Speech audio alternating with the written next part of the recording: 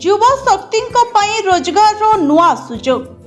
Bhubaneswar rail auditorium रे आयोजित होइछि 16तम नियुक्ति मेला 2026। एही अवसर रे 9टी विभागर 1326 जन नव नियुक्त को नियुक्ति पत्र प्रदान करा जायछि।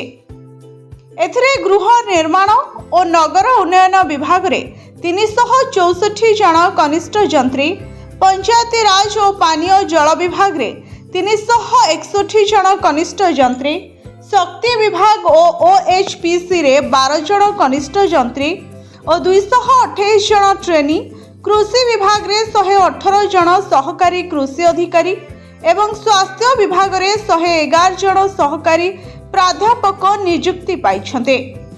सेहीपरि मत्स्य और प्राणी संपद विभाग रे 86 जन, क्रीड़ा विभाग रे 26 जन जूनियर कोच, दक्षता विकास विभाग रे 10 जन प्रशिक्षक एवं अबकारी विभाग रे 10 जन उप निरीक्षकों को नियुक्ति मिली। नव नियुक्तों नियुक्ति पत्र प्रदान करी मुख्यमंत्री मोहन चरण माझी कहिसेंते, सरकारी सेवारे सफलता पदवी द्वारा मपा जाए नहीं। नागरिकों जीवन में अधिकार और कर्मचारी केते परिवर्तन आनी पारुछन्ते ताहा ही सफलतार मापकाठी। मुख्यमंत्री नव नियुक्तों को जनसेवा को सर्वोच्च प्राथमिकता देवाकू परामर्श दैछन्ते। साधारण लोक समस्या नहीं आसिले तांको कथा को सम्मानर सह सुनिबा एवं समाधान पई तुरंत पदक्षेप नेबा ही प्रकृत जनसेवा बोली से कहिछन्ते। एथिसह दुर्नीति ठारू दूरे रही स्वच्छता और सचोटतार सहित काम करने से आह्वान देछन्ते।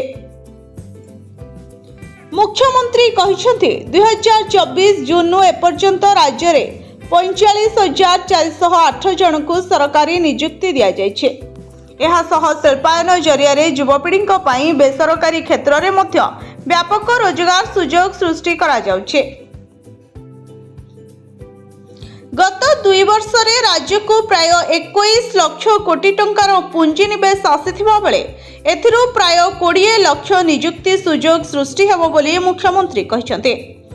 निकटरे नुआ दिल्ली और नोएडा रे अनुष्ठित ओडिशा फूड प्रोसेसिंग रोड शोर उल्लेख करी से कहिसंते, गस्त समय 46टी बैठक रे 208 जन निवेशकों सह आलोचना होइछे।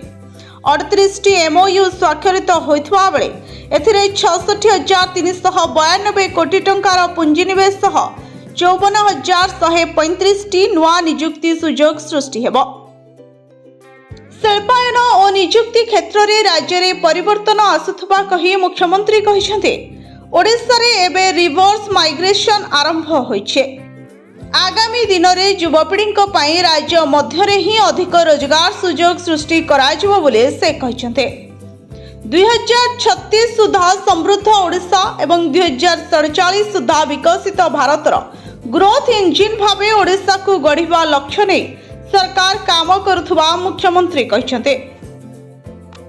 कार्यक्रम रे उप मुख्यमंत्री कनक वर्धन सिंधे, पंचायती राज और पानीय जल मंत्री रविनारायण नायक, स्वास्थ्य मंत्री डॉक्टर मुकेश महालिंग, मत्स्य और प्राणी संपद विकास मंत्री गोकुलानंद मलिक समेत विभिन्न विभागर अधिकारी और नवनियुक्त माने उपस्थित थिले। Bureau report, Odisha fast.